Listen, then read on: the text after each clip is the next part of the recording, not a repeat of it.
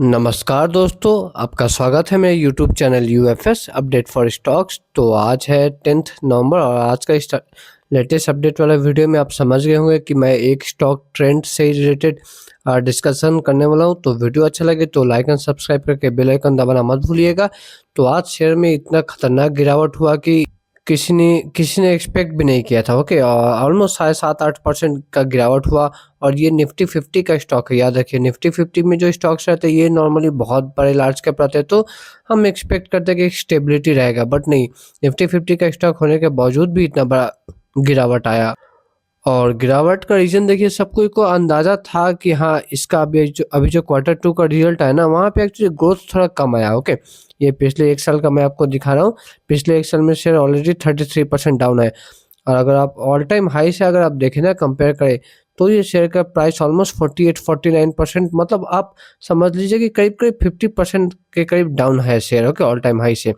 तो ये गिरावट का अंदाज़ा तो था, क्योंकि शेयर का जो ग्रोथ था वो बहुत मतलब ठंडा पड़ गया। ओके, आप यहाँ पे देख सकते हैं ऑलमोस्ट 48% के करीब गिरावट है ऑल टाइम हाई से। और ग्रोथ अगर ठंडा पड़ेगा तो शेयर में गिरावट तो होगा ही। ओके, एक समय जो ये कंपनी का ग्रोथ ना 40-50% आता था ना, वो अभी मतलब एकदम धीमा पड़ गया। ओके, बहुत स्लो हो गया ग्रोथ। अभी Q2 में पता है प्रॉफिट का ग्रोथ कितना था? सिर्फ 11% के आसपास। ओके, अब ये जो कंपनी है ट्रेंड, ओके, ये निफ्टी 50 का सबसे ज़्यादा एक हाईली ओवरवैल्यूड कंपनीज में इसका नाम आएगा निफ्टी 50 में। ओके, इसका पी रेशियो आप देख सकते हैं, आज इतना बड़ा गिरावट आया उसके बाद भी अभी भी ऑलमोस्ट 94 के पी रेशियो पे ये ट्रेड कर रहा है। ओके, तो आप सोचिए कि गिरने से पहले इसका पी रेशियो एक्चुअली 100 के भी ऊपर था। तो जो आप सोचिए कि जो कंपनी का पी रेशियो जो है मार्केट 100-110 के करीब में दे रहा है, वो अगर ग्रोथ रेट से भी 11% ही लाए, तो फिर मार्केट में तो पिटाई तो होने ही वाला है इस शेयर का। तो ऐसा ही हुआ कि शेयर बाजार में जो आज जो है बहुत ज़्यादा हमें गिरावट देखने को मिला। अब हमेशा याद रखिएगा, ये जो कॉम्बिनेशन है ना, ये बहुत खतरनाक कॉम्बिनेशन जो मैं आपके सामने दिखा रहा हूँ कि वैल्यूएशंस बहुत हाई लेकिन प्रॉफिट ग्रोथ जो है वो बहुत कम। ये जो मतलब कॉम्बिनेशन है ना, ये बहुत डेडली कॉम्बिनेशन होता है। अगर ऐसा हुआ तो शेयर का बहुत पिटाई होता है। तो ऐसा ही एग्जैक्टली मतलब ट्रेंड के साथ आज हुआ है।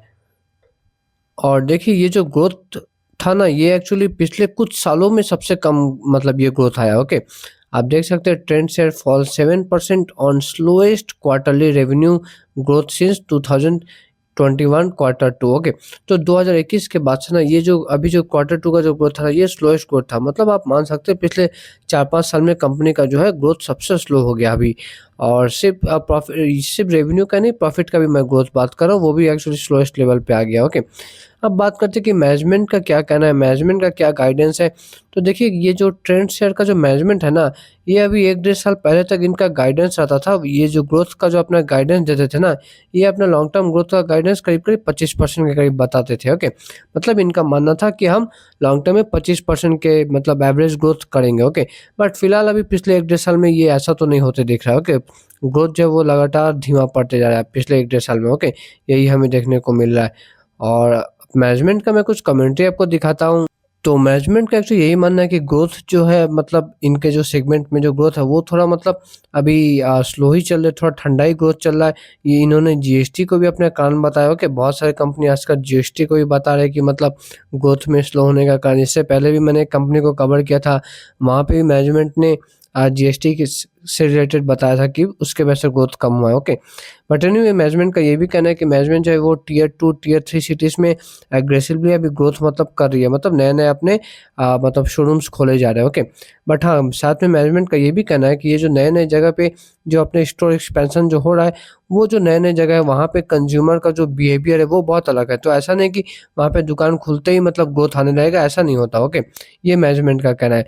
तो इससे होता क्या है कि कंपनी का देखिए ग्रोथ करने के लिए, एक्सपेंशन करने के लिए कंपनी खर्चे तो बहुत कर रही है, लेकिन लेकिन खर्चे करने के बाद ऐसा नहीं कि ग्रोथ तुरंत आ जा रहा है। जैसे मैंने आपको बताया कि वो जो नए-नए जो स्टोर्स खुल रहे हैं उनमें भी उनको भी अपनी जगह पे मतलब ग्रोथ लाने में थोड़ा टाइम लगेगा। तो इसका मतलब यही समझ आता है कि ग्रोथ में अभी कंपनी को मतलब अच्छा ग्रोथ लाने में फिर से थोड़ा एक बार टाइम लग सकता है। ओके, और और कंपनी देखिए ग्रोथ लाने के लिए एक और कुछ नया एक्सपेरिमेंट टाइप का ही आप कह सकते हैं कि कर रही है। देखिए, ये कंपनी पहले तो ट्रेंड जो ये वेस्ट साइड पे बहुत ज़्यादा डिपेंडेंट था।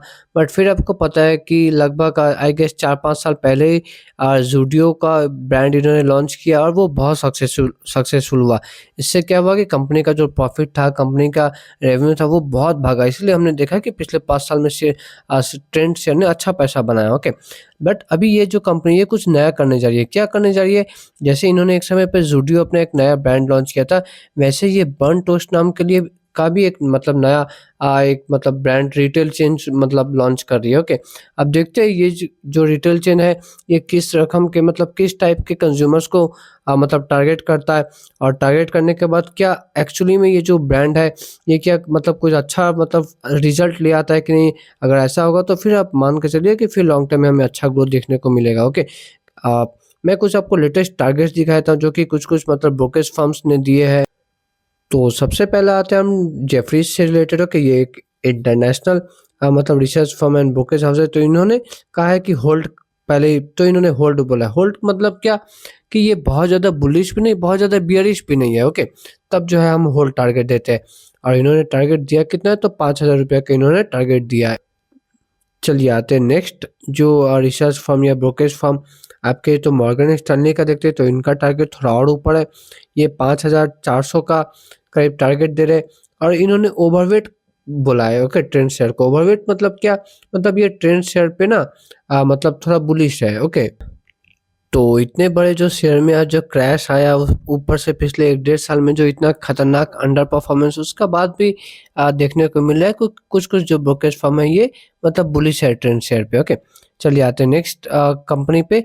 तो ये है मोतीलाल ओसवाल। तो इनका तो ये तो बाई का अभी भी रेटिंग दे रहा है, इनका टारगेट और भी ऊपर है, 6,000 रुपया का टारगेट है, ओके। तो इन केस जैसे मैंने आपको बताया कि बर्न टोस्ट नाम का एक नया इन्होंने मतलब एक नया रिटेल चेन ही लॉन्च कर दिया, अगर वो सक्सेस हो जाए तो सच में शेयर फिर से बहुत ज़्यादा ऊपर उठ सकता है, ओके। चलिए आते हैं नेक्स्ट, एचडीएफसी सिक्योरिटीज़ का भी एक बार टारगेट देते हैं।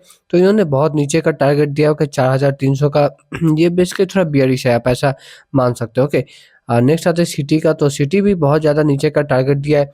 पहले जो है सिटी ग्रुप ने टारगेट दिया था करीब 7,150, अब उससे बहुत नीचे 4,350 का टारगेट दिया, ओके। तो ये था ट्रेंड शेयर से रिलेटेड ओवरऑल अपडेट्स। मैंने आपको मैनेजमेंट का क्या प्लान, कैसा ग्रोथ से रिलेटेड चीज़ है, वो मैंने आपको दे दिया।